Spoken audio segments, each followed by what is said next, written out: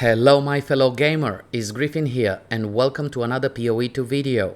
Today we'll have a look at items, currency and crafting in POE 2, a guide for new players that are looking to start crafting and to improve their character's journey in POE 2. Now let's dive in. Before we'll start talking about crafting, we'll need to have a good understanding about items and currency available in POE 2 to achieve desired outcomes, or close to them anyway, and to maximize our crafting process as much as we can. Items. Items in POE 2 are divided in 4 categories: normal, magical, rare and uniques. Normal or white items have no mods. The blue or magical ones can have up to 2 mods. The yellow and rare ones can have up to 6 mods. Unique items may represent exceptions from these rules, and some of them have even more than 6 mods, but we're not going to focus on them in this video.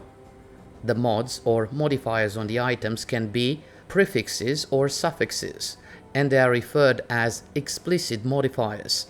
Some items can have an implicit mod inherent or baked in into that specific item, and we'll talk about that a bit later in this video. But how do we know which mod is a prefix and which one is a suffix? While we hover with the mouse above an item, we can hold down Alt key and will display additional information with which mods are prefixes and suffixes, and also the tier level of each mod. In general, a prefix is a mod that refers to primary stats like damage, life, mana, energy shield, armor, spirit, evasion, X% increase physical, elemental or chaos damage, or X value as extra physical, elemental or chaos damage, thorns damage.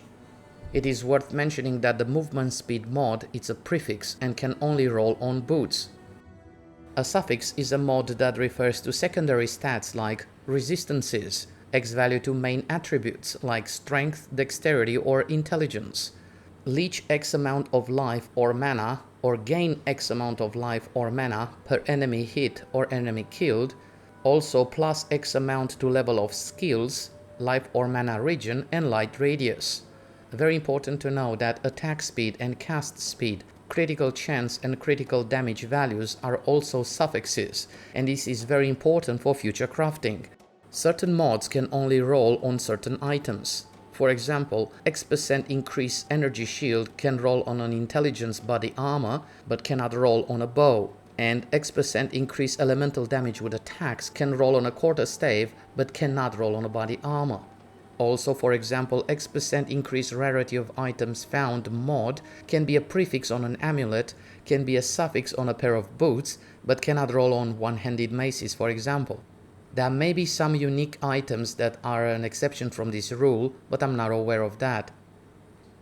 There are also hybrid mods in the game like X% increase evasion rating and Z value to stun threshold. This is considered as one prefix, a hybrid prefix, although in this case there are 2 values referring to 2 different stats. Item's name and item's level matters and is very important. Any mod on any item has certain tier level. Higher the tier, better the values on that mod.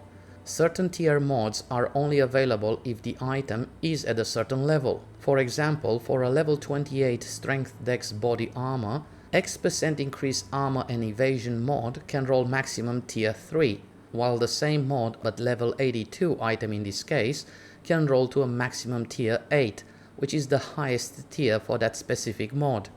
It is worth mentioning that other mods have different maximum tier values.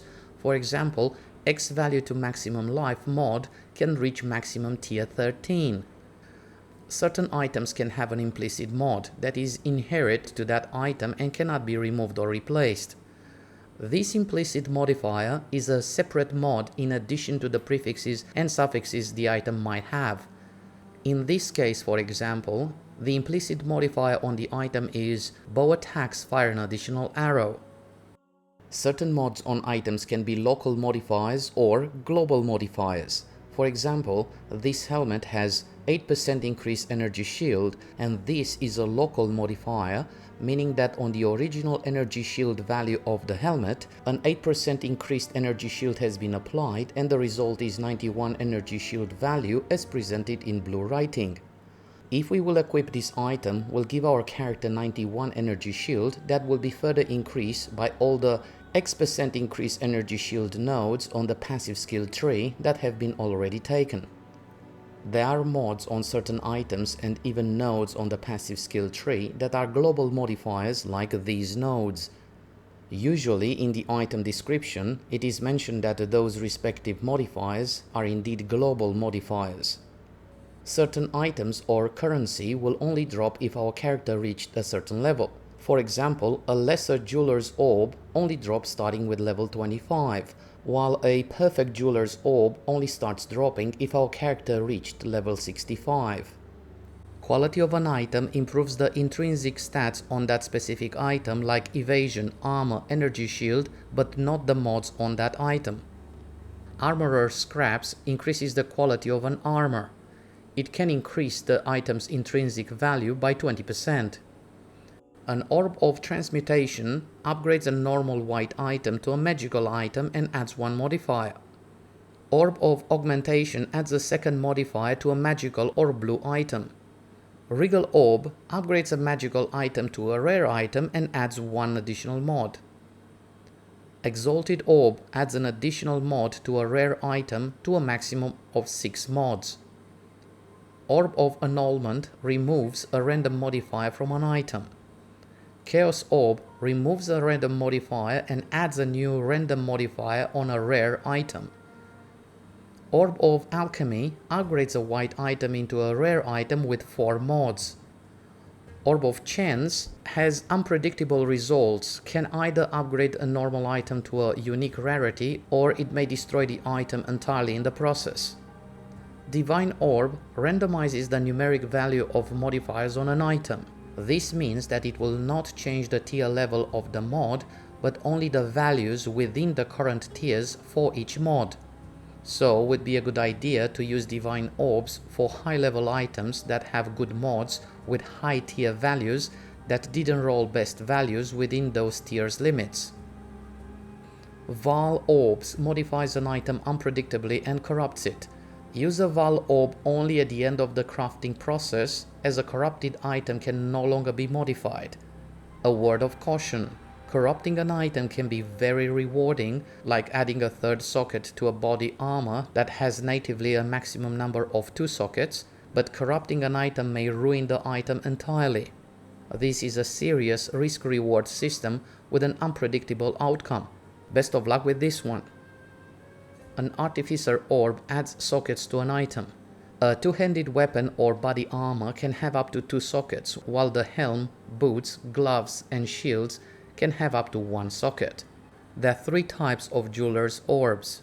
The lesser version that adds a support gem socket to a skill that already has 2 support gem sockets. The greater version that adds a support gem socket to a skill that already has 3 support gem sockets. And the perfect one that adds a support gem socket to a skill gem that already has 4 support gem sockets. Blacksmith Whetstone increases the quality of a martial weapon. Glassblower's Bauble improves the quality of a flask.